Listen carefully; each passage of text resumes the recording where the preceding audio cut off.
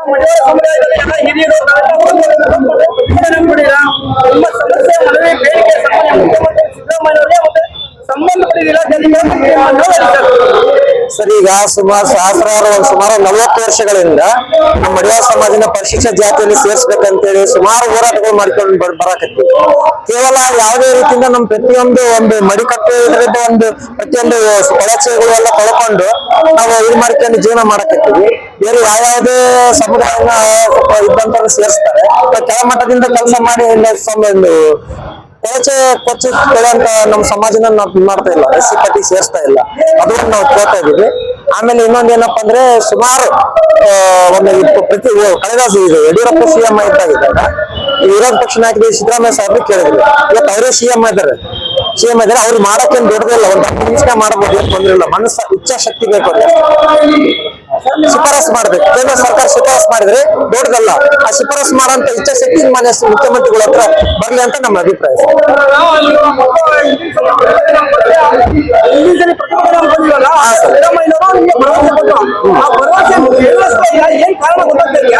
Sir, ಈಗ ಅದೇ ನಮಗೆ ಕೇಳಕ್ ಒಂದು ಇದು ಧ್ವನಿ ಇಲ್ದಂಗಾಗಿದೆ.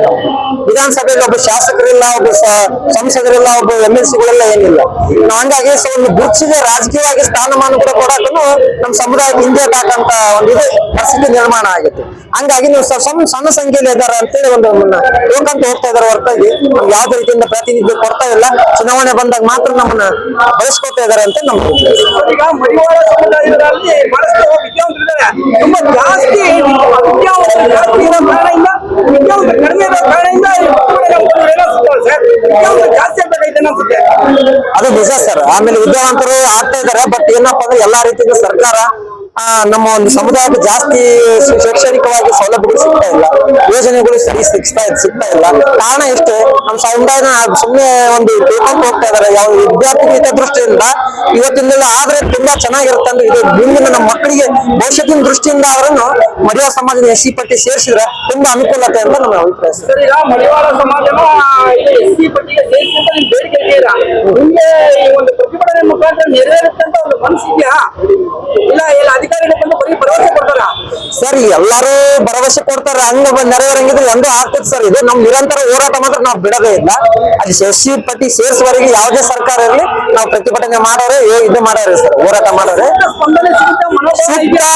ಸ್ಪಂದನೆ ಈ ಸಲ ನಮ್ಮ ಈ ಪಟ್ಟಿ 2ನೇ ಸಲ ಮುಖ್ಯಮಂತ್ರಿ ಆಗಿದ್ದಾರೆ ಸಿದ್ದರಾಮಯ್ಯ ಸಾಹೇಬ್ರು. ಈ ಸಲ ಒಂದು ಅಂತ ಹೇಳ್ತಾ ಇದಾರೆ. ಅದರಿಂದ ಇದು ಒಂದು ಈಗ ಮಾಡಿಕೊಟ್ರೆ ಅವ್ರ ಒಂದು 5ನೇ ನಾಯಕ ಅಂತ ನಾವು ಒಪ್ಕೊಳ್ತೀವಿ ಸರ್. ನೀವೆಲ್ಲರೂ ಎದ್ದು ನಿಂತು ಜಿಂದಾಬಾದ್ ಅಂತ ಹೇಳ್ಬೇಕು. ಮಡಿವಾಳ ಸಮಾಜಕ್ಕೆ, ಮಡಿವಾಳ ಸಮಾಜ ಜಿಂದಾಬಾದ್, ಮಡಿವಾಳ ಸಮಾಜ ಜಿಂದಾಬಾದ್, ಮಡಿವಾಳ ಸಮಾಜ ಜಿಂದಾಬಾದ್. ಮಾತುದೇವರಿಗೆ, ಸ್ವಾಮೀಜಿಯವರಿಗೆ ಬಂದಂತ ನಿಮ್ಮೆಲ್ಲರಿಗೂ ನಮಸ್ಕಾರ, ಧನ್ಯವಾದ. ಒಗ್ಗಟ್ಟು ನಮ್ಮ ಶಕ್ತಿ, ಒಗ್ಗಟ್ಟು ಮಡಿವಾಳರ ಶಕ್ತಿ. ನಾನು ಇನ್ನೊಮ್ಮೆ ಹೇಳ್ತೀನಿ, ಸಮಾಜದ ಗೌರವಕ್ಕೆ ಅಂತ ಹೇಳಿದ್ರೆ ನಾವೆಲ್ಲರೂ ಒಂದೇ ಅಂತ ಹೇಳ್ಬೇಕು.